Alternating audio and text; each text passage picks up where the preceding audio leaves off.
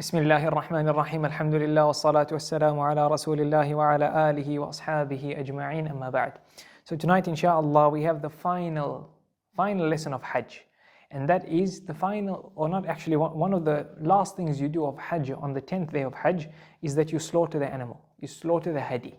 And outside of Hajj you're slaughtering Udhiyah. So Allah Azza wa Jal through His mercy, He puts some actions for certain people, and those who are not as fortunate to be the same as those people, He gives them similar rules. He gives them similar things to get some of the reward. So Allah Azza wa Jal has made a great reward for the mu'adhin, for the adhan. Allah says, وَمَنْ أَحْسَنُ قَوْلًا مِمَّنْ دَعَا إِلَى اللَّهِ. Who is better than those who call to Allah? Some of the mufassirin say that it's for the mu'adhin. So that's a great reward specific for the mu'adhin, but Allah has given those who are not the mu'adhin also the reward. How? By repeating after the mu'adhin. Then they also share in the reward. Now the people who are at Hajj, they are in Ihram, they are standing at Arafah, they are slaughtering the animal, they are doing these specific rituals, specific for them and only for them. But those who are not at Arafah, Allah Azza wa Jal has given them a share in some of the actions to those who are at Arafah, to those who are in Hajj. So those people at Arafah, they are supplicating to Allah on the day of Arafah, and they have the last hour of Arafah of dua. People not at Arafah, they have the fasting, and then dua of a fasting person is even stronger towards iftar. And then the people who are in ihram, they don't remove the hair, they don't remove the nails, they don't do these certain things we've mentioned. It's also for the person who intends udhiyah, he shouldn't remove his hair and his nails, similar to that person. We'll mention the details of the mas'ala just now. So there's resemblance between these people. So Allah allows them to get the similar rewards, to get a reward in perspective for the person doing udhiyah, and of course Hajj is much more. So therefore the main mas'ala is hadi, the hadi that will be slaughtered at Hajj, and the fuqaha link that to udhiyah, because many of the rules of udhiyah apply to the animal of hadi, Then they include a third, and that is Aqeeqah.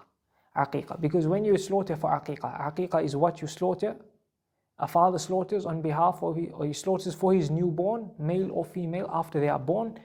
The rules of the animal of Aqeeqah is the same as Udhiyah. So therefore it becomes 3 in 1. They mentioned these 3 in one chapter.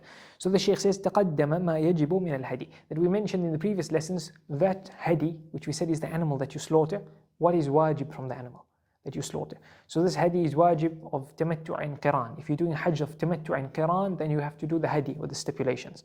Then also if you have a mahdhur of ihram that you fell into, or you left a wajib, etc., you have to slaughter the animal. All of that is wajib. Then وَمَا سِوَاهُ sunnah. Other than that which we mentioned, everything else is sunnah. So if you're a person doing hajj as ifrad, then you don't have to slaughter the animal. Or if you are doing mutamattu' and the other reasons that fall, that mutamattu' doesn't do the hadi, then here it will be sunnah for him to slaughter the animal, and it will be sunnah to do the hadi. It's not wajib. And also hadi is anything monetary that a person sends to the haram or takes with him to the haram to be distributed to the fuqara of the haram. It's called hadi. And then that is a sunnah to distribute things to the haram. So that's in summary of the mas'ala of hadi. Hadi has many more masail, but our focus tonight is udhiyah and Aqeeqah. So the Shaykh says, وَكَذَلِكَ الْأُضْحِيَةِ وَالْعَقِيقَةِ.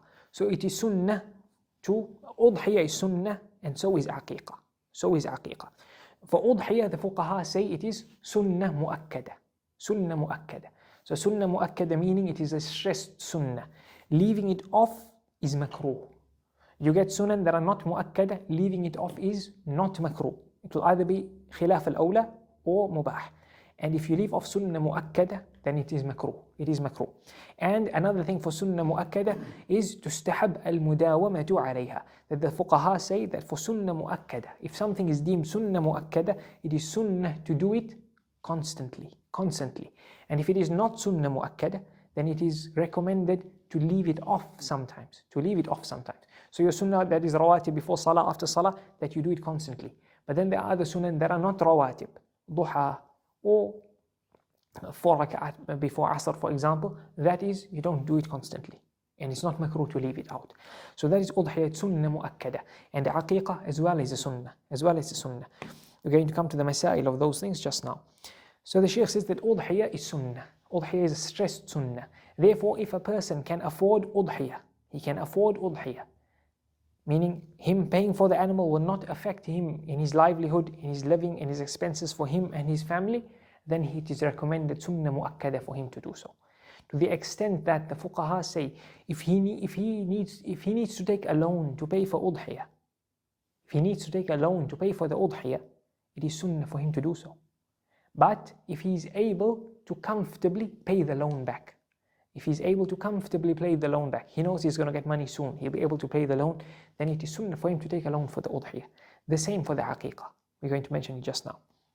Then when it comes to udhiyah, the fuqaha say that is it better to give the money, let's say the worth of the udhiyah is $200. Is it better to spend that money on udhiyah and buy the animal, or to give that 200 as charity to the poor? The scholars say that it is better to perform the udhiyah with that money. Because Rasulullah ﷺ said that the best action a person can do on the day of slaughtering is to slaughter. That means if he's capable. So that would be better to do than just giving that amount in charity. When it comes to udhiyah, the scholars say that you can slaughter camels, number 2 cows, number 3 sheep, number 4 goats, these 4 animals. In sequence, they say the best to slaughter is a camel. If you're going to slaughter the entire camel, a camel is best. Next best, a cow, an entire cow. Next best, an entire sheep. A sheep has to be entire sheep. You can't share in a sheep. But a camel and cow you can share. We're going to mention it soon. So a best is a camel. Second best is a cow. Third best is a camel. Third best is a sheep. Then from these 3, you have your set of sheep, or your set of camels, or your set of cows, right? Which do you choose from the cluster of animals that you have in front of you? They say best to take the fattest one. The fattest one, right? If they all a similar weight, then the next best is the most expensive. The most expensive. So you're giving out more of your wealth in charity for Allah Azza wa Jal. And better to give the fatter one because more meat, so more benefit for the poor, right? Then you have animals that have, we said about weight, we said about price. Then which color is the best? Which color is the best?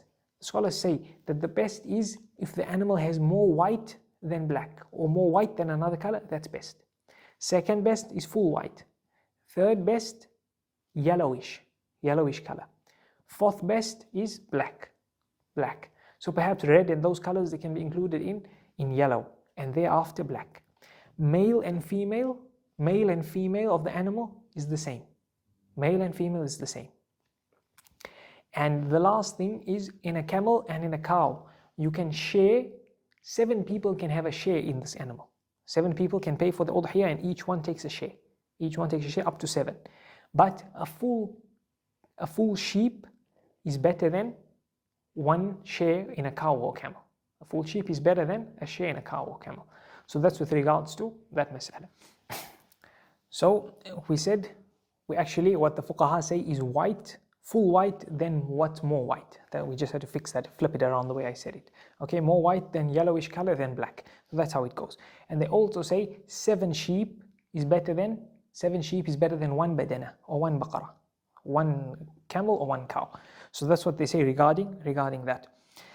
Then the next mas'ala they mentioned, Shaykh will read it now. So then the next mas'ala the Shaykh mentions are the ages that you can slaughter the animal for. So what's mentioned here is the minimum age. Less than these ages, you are not allowed to slaughter the animal. Then, what the general qa'idah of the madhab is that most things like this, they are taqribi.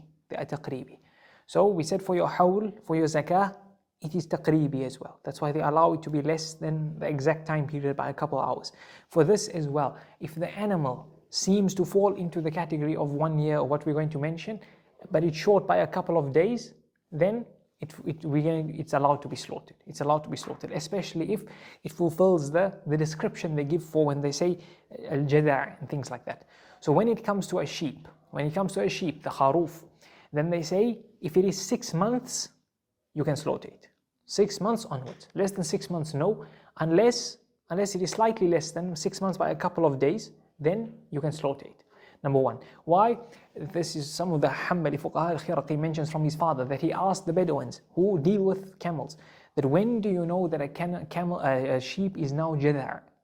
So they said to him that when a camel is a baby and it's a sheep and it's growing, the hair on it is up. So when it comes flattened, now they say call it jadar. They call it jadar.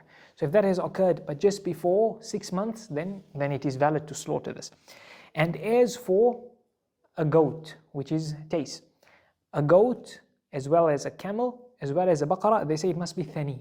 It must be thani. Thani has to do with the teeth coming out. So they say for the goat, it must be 1 year old going up. 1 year old going up. And they say that a goat cannot copulate before 1 year. It cannot copulate before 1 year, but a sheep can. A sheep can, that's why 6 months suffices. So for a goat, 1 year, for a camel, 5 years, and for a cow, 2 years. That's what the Shaykh says with regards to the age of the animal. Then, an important mas'ala before we go to the defects of an animal is that the udhiyah is, we said sunnah mu'akkada, but it becomes wajib in two situations. It becomes wajibah in two situations. Number one, if a person vowed, he made a vow that, oh Allah, or for Allah, I will slaughter udhiyah. I will slaughter an animal for udhiyah. Any words he used to come to this meaning of a vow, then udhiyah becomes obligatory on him. It becomes obligatory on him. Number two, he did ta'yeen of the animal. He did ta'yeen of the animal. Therefore, what does that mean? The fuqaha say that if you go and you buy an animal, you're intending to buy the animal for udhiyah. This udhiyah, it's not yet obligatory on you to slaughter this animal. You can change your mind. You can decide to eat it. You can do whatever you want with it. But if you do ta'yeen, then it's over. Then there's new rules to it. So ta'yeen is done how? For the udhiyah, ta'yeen is done verbally. Ta'yeen is done verbally. With any words that indicate now that this is udhiyah or this is for Allah. So you've bought the animal, you intend udhiyah, but you're keeping it in your backyard. As long as it is there, it's not yet obligatory on you to slaughter the animal. But the moment you now speak and you say this animal is for udhiyah or this animal is for Allah, now ta'yeen has happened. Now ta'yeen has happened. This animal now becomes wajibah. Right? So when an animal ta'yeen happens, then a few situations happen. Then this animal now has a belonging to Allah. So you are the owner and there's a few rules to it, but this now belongs to Allah. Therefore, you cannot ride this animal. You cannot ride the animal unless there's a need to ride this animal, and your riding of this animal won't harm the animal. If there's no need, you're not allowed to ride it. If there's a need but you would harm the animal, then you're not allowed to ride it. Because the qa'idah is الضرر لا يزال بالضرر. If there's harm, it's not deflected through causing more harm or another harm. Okay? So that's with riding the animal. Number two, if there's milk that this animal gives, then you are not allowed to drink it. It's for its child if it has a child. Any leftover, then you are allowed to drink it. Number three, if this animal gives birth,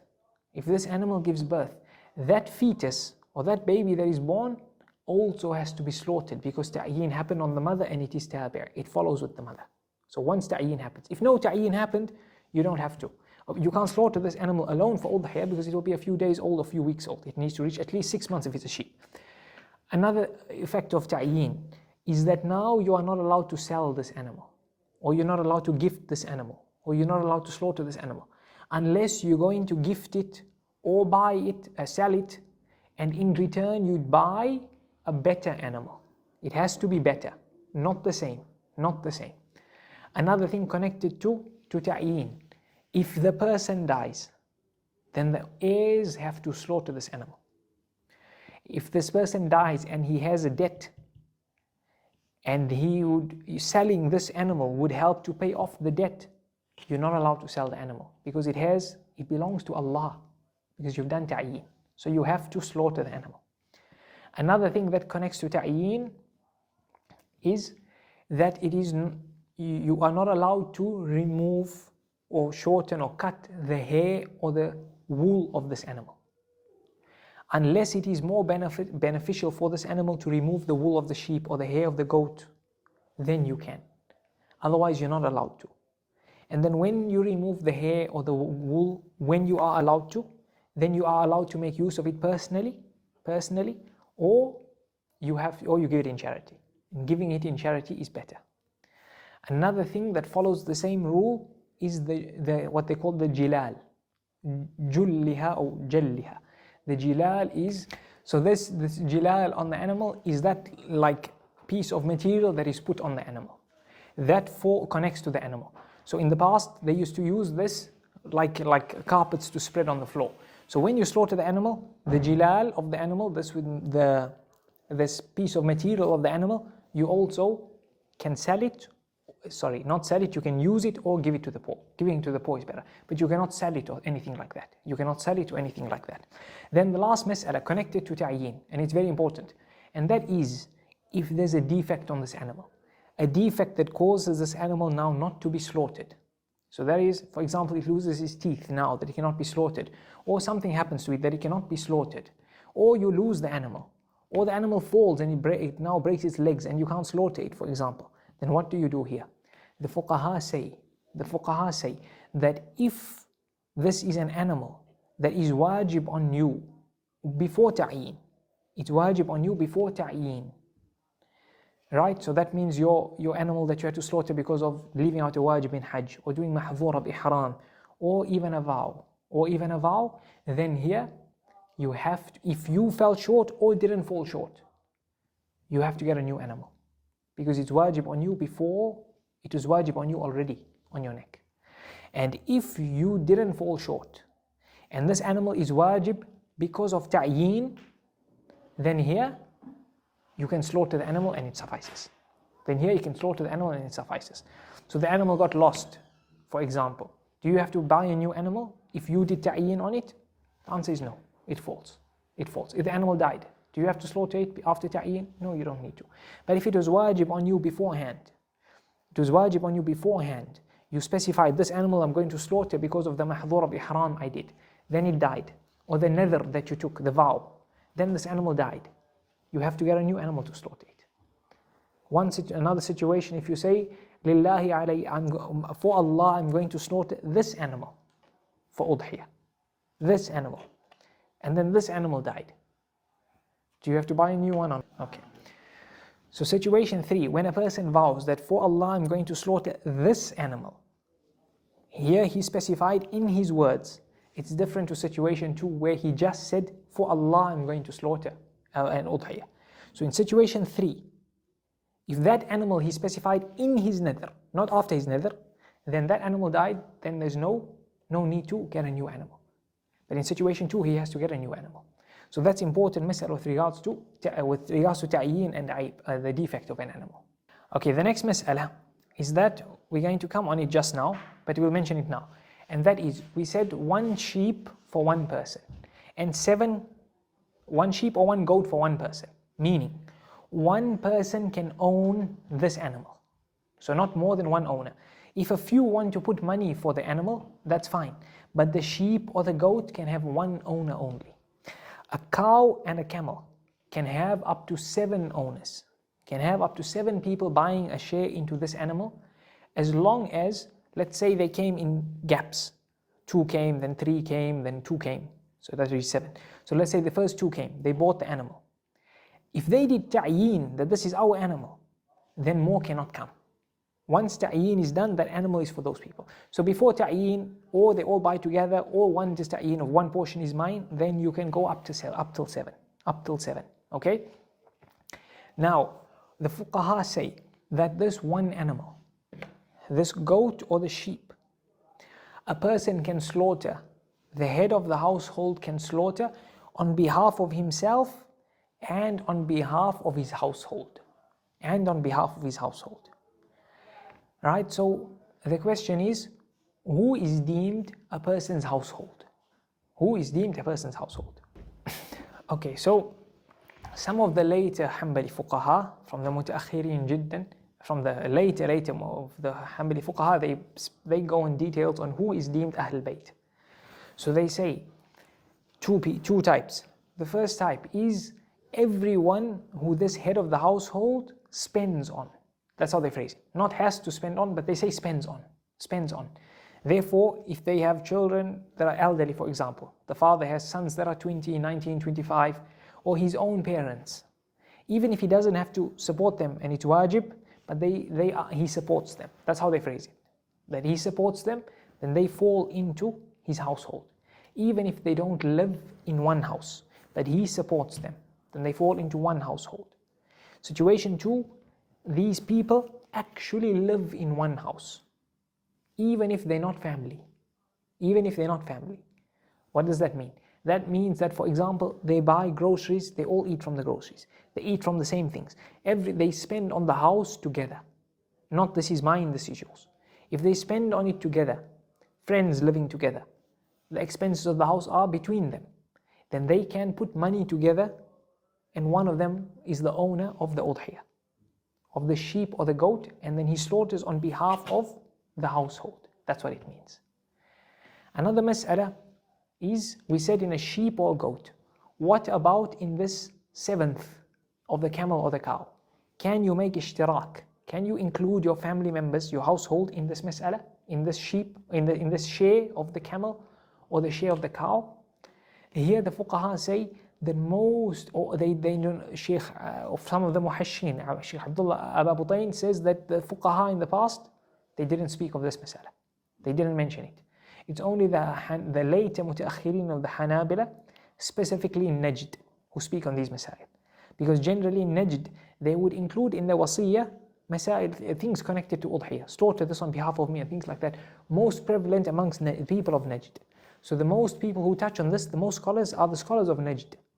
That's why Sheikh Ibn Sa'di, he wrote on this and a few others only. 3 or 4 wrote on this mas'ala only. And they conclude, some of them, Sheikh Abdullah Abu Butayn and Abdullah al-Khulayfi, I think, if I'm not remembering incorrectly, they say that it doesn't count. But Sheikh Sa'di, I think Sheikh Uthaymeen, and a couple others say it's permissible. They look at the ma'ana, they look at the reason the fuqaha allow it. The others who say it's not permissible, they look at the zahirun nas. They look at what do the fuqaha say, it's a goat or a sheep, so they say that's what they imply. It implies that the camel and the cow is not included. And others are saying that what we look at is the fact that one person can slaughter an animal, a sheep or a goat, and include his family. So this one share is equivalent to one sheep or goat. So he can include his family. So therefore he can include his family in this share of the camel or cow. Then when we say that he includes his family in the sheep or the goat, or even in the share, does it mean that he includes them in terms of ijza or only thawab? Meaning, you can include however many people you want in your animal. You can slaughter on behalf of your household. You can include in that behalf of all the Muslims. You can include in them the deceased. In fact, the fuqaha say that to slaughter on behalf of the deceased is better than slaughtering on behalf of someone living. Because they say that the deceased is in more need of reward. So you slaughter on yourself, but you want to then slaughter on somebody else, for example, who is slaughtering, or you slaughter on your deceased relative. They say to slaughter on your deceased relative is better. Okay? So back to our mas'ala, and that is that so for thawab, for reward, you can include however many you like. But we said the sunnah mu'akkada. When does it get ticked off? Does it get ticked off from your family members when you slaughter, or is it not yet ticked off? Though they don't have to do it because it's on the main person of the household, but some of the muhashin, in some of the hawashi, they say that it falls on thawab and ijza. Thawab and ijza. Reward and also the aspect of sunnah mu'akkada. Where does this fall in? We'll connect it to the mas'ala of removing hair and nails when we come to it. It's a very important one. So with that's important mas'ala regarding to who does this udhiyah suffice for. Okay, so now the Shaykh speaks about defects in an udhiyah animal if these defects are found in the animal, then this animal cannot be slaughtered. It cannot be slaughtered, right? The first one, the Shaykh says, he quotes the hadith of Rasulullah sallallahu alayhi wasallam, where Rasulullah sallallahu alayhi wasallam points out 4 things, and we'll add a couple on top of that, the fuqaha take from other ahadith. And that is the first one, Rasulullah sallallahu alayhi wasallam said, Al-awra al-bayyin awaruha. Al-awra al-bayyin awaruha.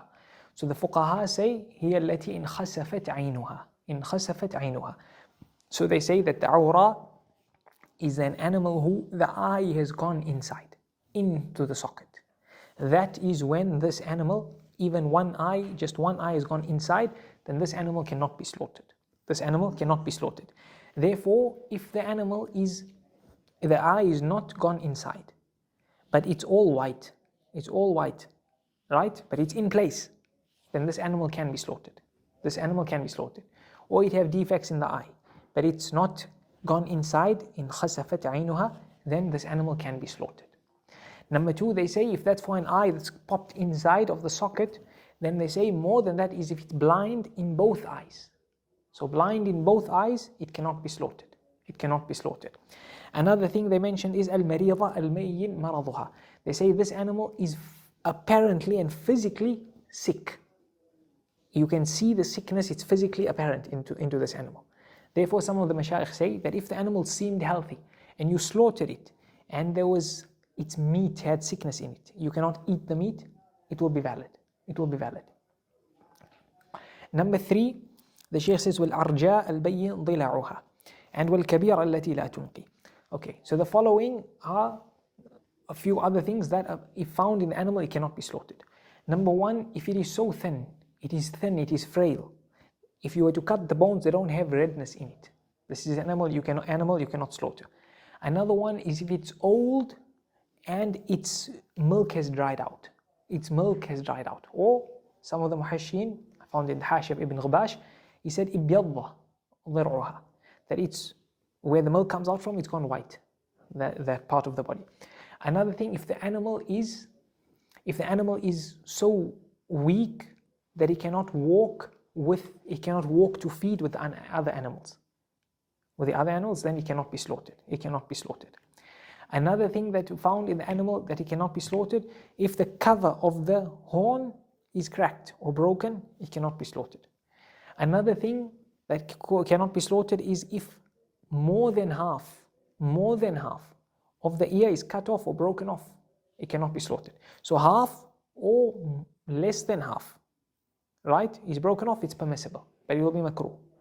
Another thing that will affect the animal is if the sheep, not the other animals, if the sheep, half of its tail or more is cut off, half or more.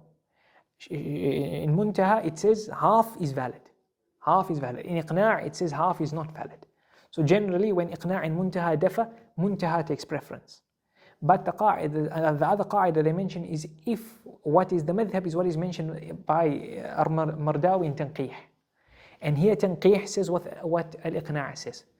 So then that would imply that half would mean not valid. Half would mean not valid. Another thing that would be an animal that's not valid is if it was castrated, but along with that, its private part was cut off. Okay, so with the sheep, we mentioned the sheep, the tail of the sheep. And we mentioned if the animal is castrated, but the private part itself is not removed, then it's valid. If it was castrated, but the private part was there, then that doesn't affect the udhiyah. In fact, the fuqaha say that actually helps with fattening the animal and the meat of the animal. That's why Rasulullah sallallahu alayhi wa sallam, he slaughtered amlahain, kabshain, amlahain, the castrated animal. It had horns and it was castrated animal. Mawdu'ain, it was castrated. Okay? Another thing that doesn't affect is if the tail of the other animals other than the sheep is cut off or not there. Another thing that doesn't affect is if it has no ears or small ears. It doesn't affect. Another thing, if the animal is pregnant, then it is permissible to slaughter the animal. It is permissible to slaughter the animal, though some of the fuqaha say, Sheikh Yusuf bin Mar'i bin Yusuf al-Karmi, he says makruh. Okay, so these are some of the main defects found in an animal that would not be valid for udhiyah. The Shaykh says that a person when he finds an animal for udhiyah, it should try and be the best, most complete animal. Because the more complete it is and better it is, then the more reward and more beloved to Allah Azza wa Jal.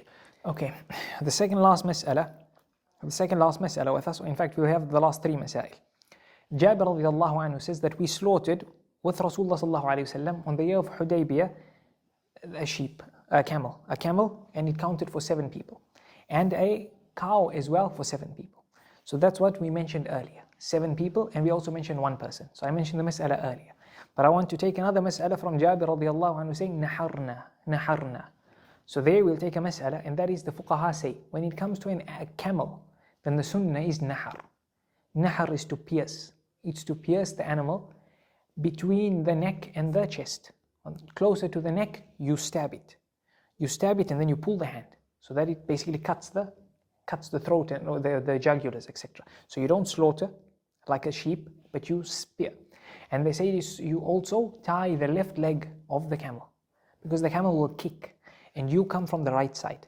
So you're right, the camel's left. So then you come from there, you tie the camel, the leg of the camel, so it can't kick and it can't run. So then you come and then you stab it in the area where I mentioned, and you slit. You stab and you slit. That will be the sunnah. That is called nahar. That is called nahar. For the other animals, you do dhabh. So dhabh is when you put the animal on its left side, on the animal's left side. So you put the animal on its left side so that you can come from the right. So you can come from the right. Because if you're right-handed, so you can come from the right. And you put the animal facing the qibla. If possible, you put the animal facing the qibla. So the animal that you're going to slaughter, you put it on its left so you can come from the right. If you put it on its right, then it will be difficult for you to slaughter with your right hand. With your right hand, if you are right-handed, most likely people who are right-handed, they can slaughter like that. If you're left-handed, then you may want to use your left hand, because the right hand you're not so used to it. Otherwise, you use your right hand to be sunnah. So that is the sunnah method of slaughtering the animal. If you switched, it's permissible, but the sunnah is how I mentioned, number 1. Number 2, when you slaughter the animal, then when you are about to move your hand, or when you move your hand, then you have to say Bismillah. You have to say Bismillah. Bismillah falls forgetfully only, so not ignorantly. If you forgot to say Bismillah, the animal will be halal in slaughtering. You say Bismillah, and it is sunnah to add Allahu Akbar. It is sunnah to add Allahu Akbar, and to say Allahumma hadha lak wa ilayk. Oh Allah, this is for you and to you. This is from you, for you and to you. Okay? That's when you're slaughtering the Udhiyah animal. It is best for a person to slaughter the animal himself. If not, he can ask somebody to do so for him, preferably a Muslim, and then he watches. Third is where he asks a non-Muslim to slaughter on his behalf, and this non-Muslim should be somebody who their slaughtering is valid. Okay? The second last mas'ala with us for Udhiyah is that when is the time to slaughter? The time to slaughter, you have 3 days on the madhab, on the mashhur 3 days. The day of slaughtering, 10 Dhul Hijjah, 11 Dhul Hijjah, and 12. On 12. It is sunnah to slaughter in the day. At night, it's makruh to slaughter. Permissible, but makruh, because some fuqaha do not allow it in the night. So it's makruh to slaughter in the night, but it's valid. The best time to slaughter the animal is on the first day. And which time on the first day? The fuqaha say, if you are in a city where Salatul Eid is performed, if there's one Salatul Eid, then the moment that Salah, not the khutbah, the Salah is performed, you're allowed to slaughter. The moment the Salah ends. If in your city there's more than one Salah happening, then the earliest Salah, once that Salah is done, then you can slaughter. So if Salah, the first Salah or the only Salah is happening at 10 a.m., you cannot slaughter before 10 a.m. Okay, you have to wait.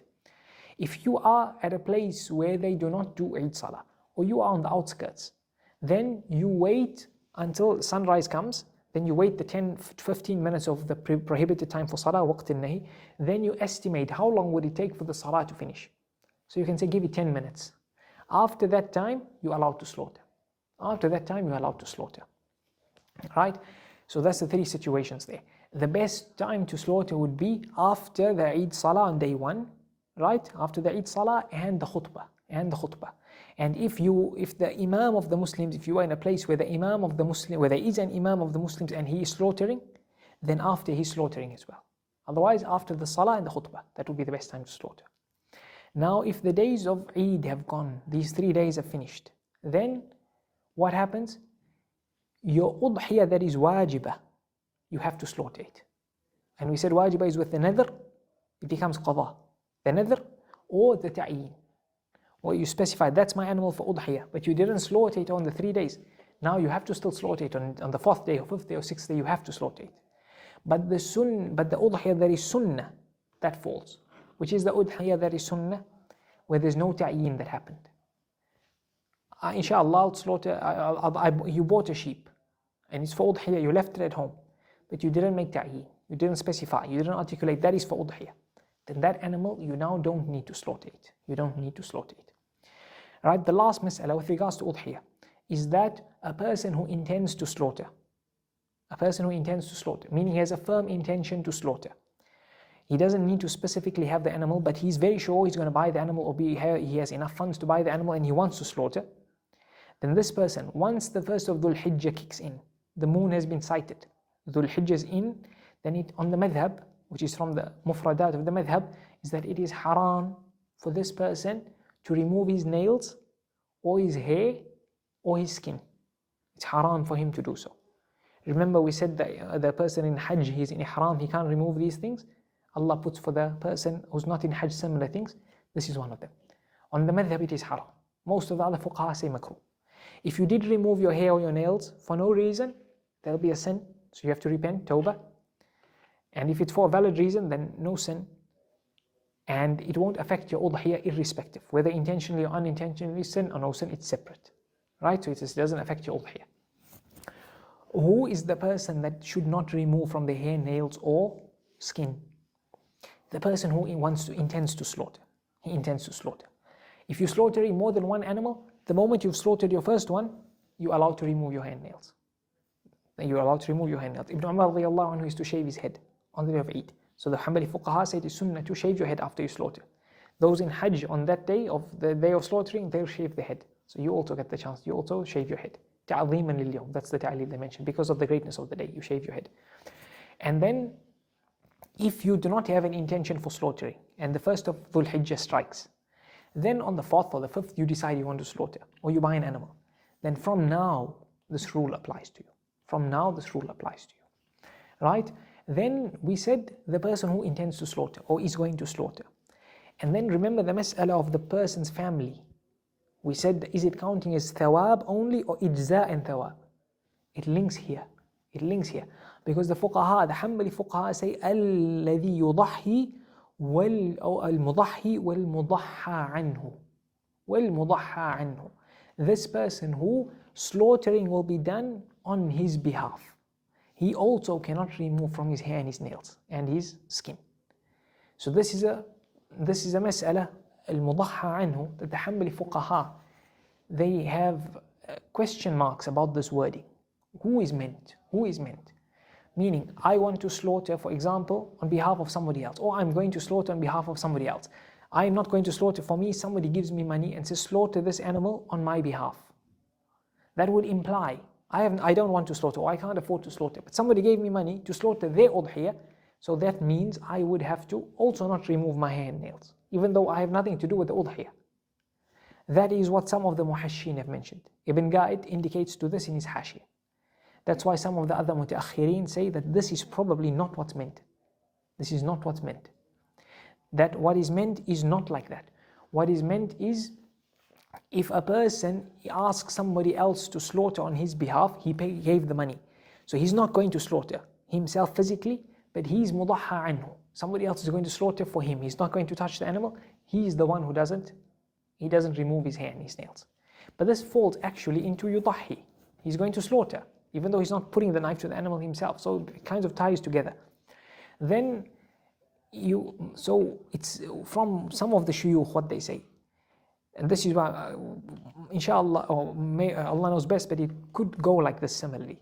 And that is, when we say there's ijza, for a person, for udhiyah, then he is the one who doesn't remove his hair and his nails. So thawab, what do we mean by thawab? Because you say yudahha anhu. A person can slaughter, Rasulullah sallallahu alayhi wa sallam slaughtered the animal, and he intended for all of the Muslims who did not slaughter. So they all became mudahhin anhu. أو مضحى عنهم. So I can slaughter and intend a whole country, and that means I'm slaughtering on all their behalf. So there are people whose slaughtering is happening on their behalf. So the general way the fuqaha phrase it, everyone has to not remove the hand nails. And this can't be the case. That's why Ibn Fayruz in his Hashiyah he indicates فَتَأَمَّل. He says this can't work. Therefore perhaps it means when there's ijza, you're going to slaughter on behalf of your family, and there's ijza for your family, not just thawab, then they also don't remove the hand nails. So if you are slaughtering for your relatives, or for relatives who didn't ask you, you're just doing it out of kindness, then there's no ijza for them, there's thawab. So they don't need to refrain from removing the hand nails. But for example, you ask somebody, I want to slaughter, are you slaughtering? He says, no, I'm going to slaughter for you. He says, okay, thanks. This now, it's as if he gave permission. That's now ijza. It's now ijza. So he doesn't remove as well. Even though he doesn't touch the animal, he's not paying. It's as if you gifted him the money or you gifted him the animal. So perhaps it can be like that, because the way the fuqaha phrase it is not exactly, they have different question marks on what is meant by this term. But perhaps it means like that. It's indicated by some of the mashayikh. And Allah knows best. So that's with regards to Udhiyah. So the next mas'ala, now the Shaykh mentions the final masail of Hajj, and that is regards to Aqeeqah. So Aqeeqah is the animal that the Shaykh says fi haqq al-ab, that it is sunnah specifically for the father. Specifically for the father. So it is a sunnah for the father that he slaughters an animal for the child. For the child, we'll explain what it means in the next mas'ala, in the next line. So the father, this is a sunnah for the father, if he can afford it. If he cannot afford it, then he takes a loan. If he's able to pay it off, it is sunnah. Imam Ahmad says that it's such a good sunnah that rajawtu ay yukhlifahu Allah. I hope and I have hopes that Allah will give him more in return, because he fulfilled this udhiyah, even though he had to take a loan. So if he knows he'll be able to pay it back relatively easily, he takes a loan. Otherwise he doesn't. Then it's a sunnah for the father. It's a sunnah for the father. Therefore, if anybody else does it, it will not count as Aqeeqah. It will not count as Aqeeqah. Some of the mashayikh say if somebody other than the father did it, but with the permission or knowledge or approval of the father, then it will count as Aqeeqah. Therefore, if the child got bigger and no Aqeeqah was done, then can the child do Aqeeqah on behalf of himself? The answer on the madhab is no, because Aqeeqah is for who? For the father. Right? The riwayah thaniya that many fuqaha mentioned of the madhab is that the child can do it on behalf of himself if the father didn't do it. So it's a sunnah for the father to do it, and he does Aqeeqah how? For a son, 2 sheep, 2 animals, 2 sheep or 2 animals, and for a girl 1. When it comes to the 2, then the fuqaha say that it should be resembling each other in the qualities, in the color, in the size, etc. It should resemble each other. Which animals? The same ones of Udhiyah. And those animals that are not valid in Udhiyah, they are not valid here. And those defects that apply in Udhiyah apply here. So they're the same thing, same rules. So for 2 animals for a boy, you don't have to slaughter them on the same day. You can slaughter them on different days for a boy. So it doesn't have to be at the same time. If you cannot afford 2, then you slaughter 1.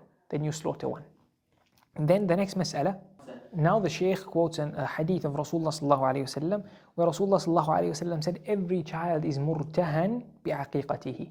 So murtahan is like a safety, it's like a pawn that you give as a safety when you buy something and you cannot afford it, then you give the person, the seller, something else as a safety. Something else as a safety. If you cannot pay for the item, then he'll sell this item to get his money.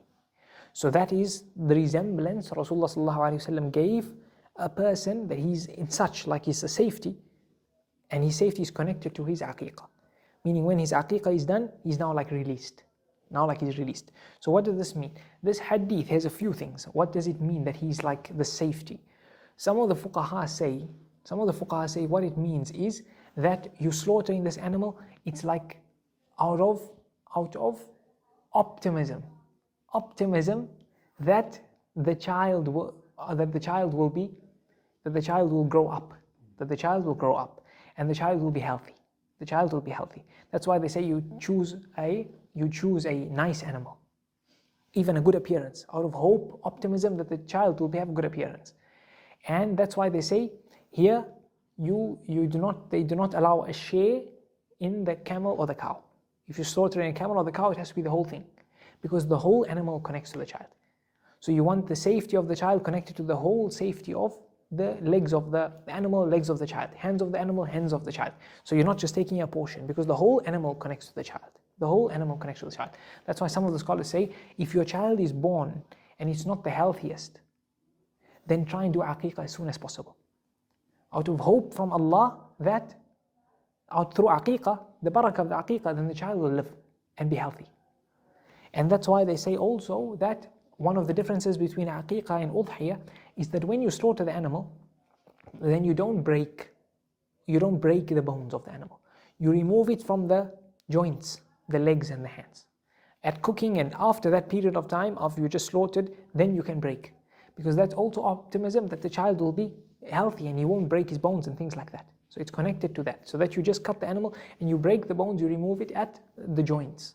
Later on, after that, you can cut off where you like for cooking, etc. Okay? So that's one meaning of murtahan.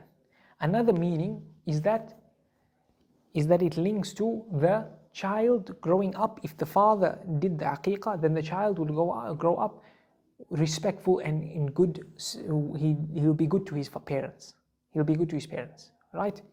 Another meaning of Aqeeqah, of doing the murtahan, is, we mentioned two, but based on one of them, the first one that I mentioned, they mentioned that if the child passed away, because we said murtahan ay salamatu, the child growing up. So then if he passed away and he didn't grow up, according to this reason, that's why some of the fuqaha say if the child passed away before you did Aqeeqah, then it didn't mean that he wasn't going to live on.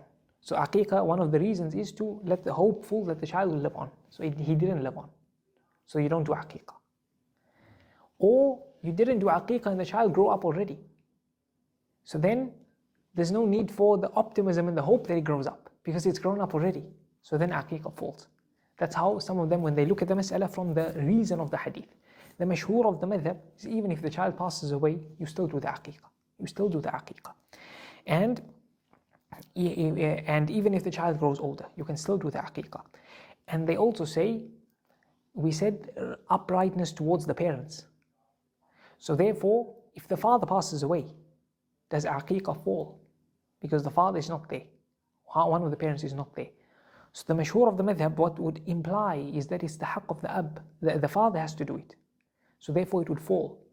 It would fall. But some of the fuqaha say that if the father dies, then others can do it. Others can do it as well, and it would count. Right?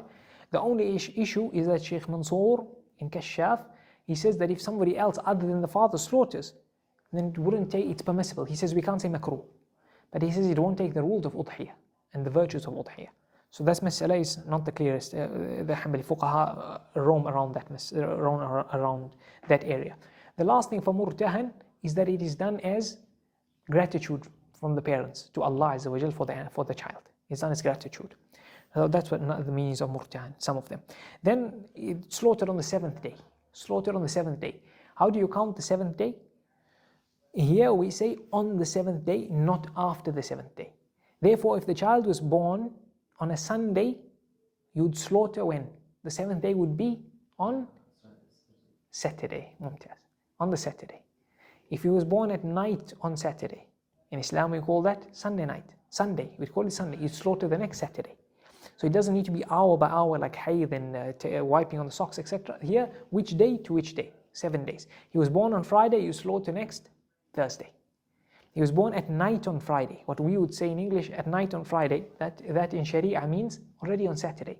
So the next Friday, you'd slaughter. That's how you count 7 in this mas'ala. Now, if you don't slaughter on the 7th day, the sunnah is to slaughter on the 7th day. Before that, it is mubah, it is permissible, not sunnah. And the next sunnah, if you didn't go on the 7th, you do on the 14th. If not, on the 21st. So those days in between 7 and 14 and 14 and 21, it is permissible, but not sunnah. Thereafter, after 21, the mashhur of the madhab is that you don't follow 7s afterwards. So you don't need to slaughter 28, 35 on the mashhur. You don't need to. You can slaughter anytime. And some of them say it's qadha. Some of them say it is qadha. So therefore they connect it to masail like what? Not specifically connected, but if Udhiyah came and Aqeeqah, can you do 2 in 1? Can you slaughter Udhiyah with the intention of Aqeeqah?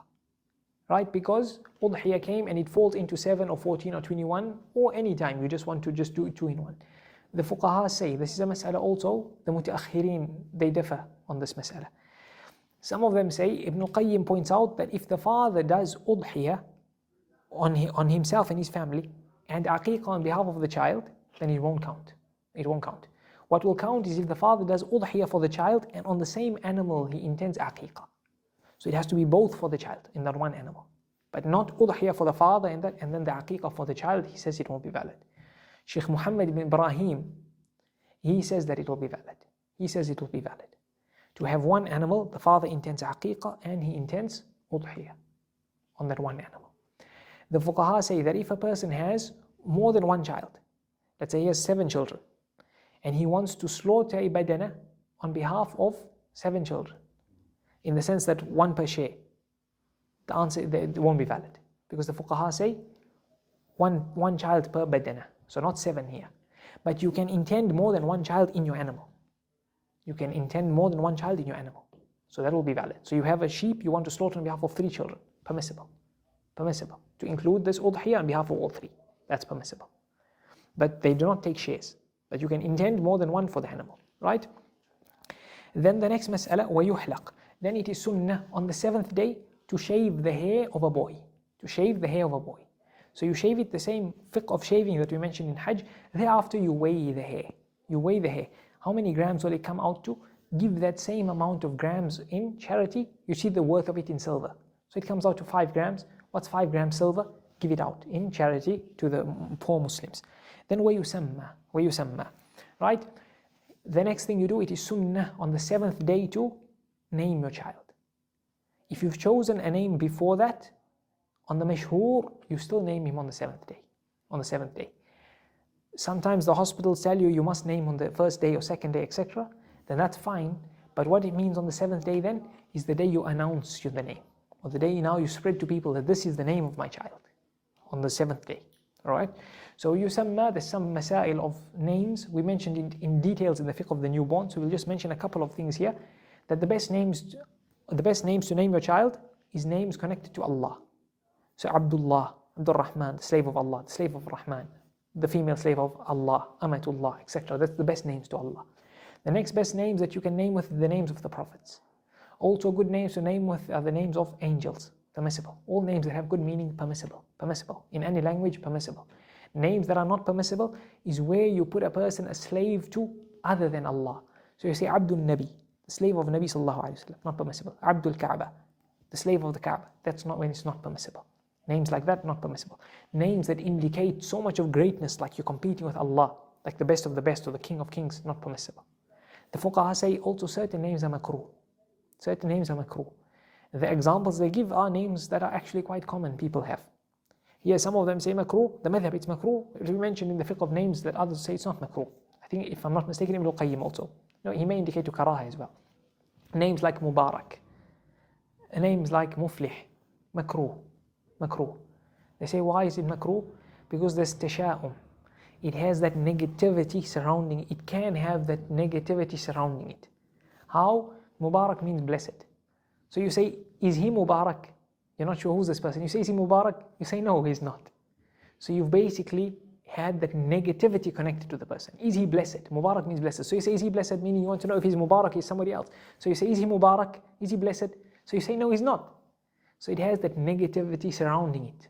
Or you say, is he muflih? Is he successful? And you say, no. So it has the negativity surrounding it. And a name gives positivity. A name is sunnah to have a good name. Because a name, the meaning of a name, the person many times he takes the traits of the name he has. So that's a few masail related to the names. Okay, the second last mas'ala is of the Aqeeqah and the Udhiyah and the hadi of tatawwu and hadi of mut'a and qiran that we mentioned in the last lesson. So from these things the sunnah is that you eat from it 1/3 and you gift from it 1/3 and you feed the poor from it 1/3. So you divide it into threes, into a third, and you eat or make use of 1/3. You gift 1/3 to your friends, family, neighbors, etc. And then you give to the poor another third. Okay? But they say it is wajib to at least feed the poor for a small amount. Therefore, if you've eaten it all, then you have to give charity of a small amount of meat. Either you buy it or you have it at home, you have to give to the poor. You have to give to the poor. The same meat that you slaughter. So if you slaughter a sheep, then you have to buy or give sheep meat at home, or lamb, or cow, whatever you have at home. But they say the smaller amount is an Aqeeqah. So some of the mashayikh say it comes out to 119 grams. So you then have to go to the butchery or at home, take out at least 119 grams if you ate the whole animal. Because you have to give the poor a small amount. فَكُلُوا مِنْهَا, eat from it, وَأَطْعِمُوا الْقَانِعَ وَالْمُعْتَرَ, and feed. One of them is your friend, your relative, and the other one is the poor. The other is the poor. So that's with regards to that mas'ala. And the same with Aqeeqah. The same with Aqeeqah, except for Udhiyah, you have to make the poor, you have to do tamleek. They have to own it. You have to give it to them raw, uncooked. But for Aqeeqah, it is better to cook and invite people home. Better to cook and invite people home. The last mas'ala of the chapter, the final mas'ala is when a person asks somebody to slaughter the animal and then to cut and chop the animal after these things connected to the animal, thereafter it is not permissible that you give the person his payment, his remuneration from the animal. So you can't say, how much is this? Okay, $5. Okay, no problem. Take meat worth $5 from the animal that you slaughtered for me or you cleaned for me. You can't do that. Or you can't say, here's your payment. I'm not going to pay you, but here's 10 kgs of meat. Not permissible. You can't, because this udhiyah belongs to Allah. You are only allowed to eat from it, make use of it. That's all. But you're allowed to give him as a gift. Here's your money for your work, and here's 5 kgs of meat as a gift for you. Or if he's poor, give sadaqah. You can give him a sadaqah, a gift or sadaqah. But as a payment, not permissible.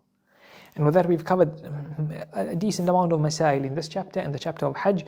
We ask Allah Azza wa Jal to teach us that which benefits us and benefit us with that which He teaches us. وصلى الله وسلم وبارك على نبينا محمد وعلى آله وأصحابه أجمعين والحمد لله رب العالمين.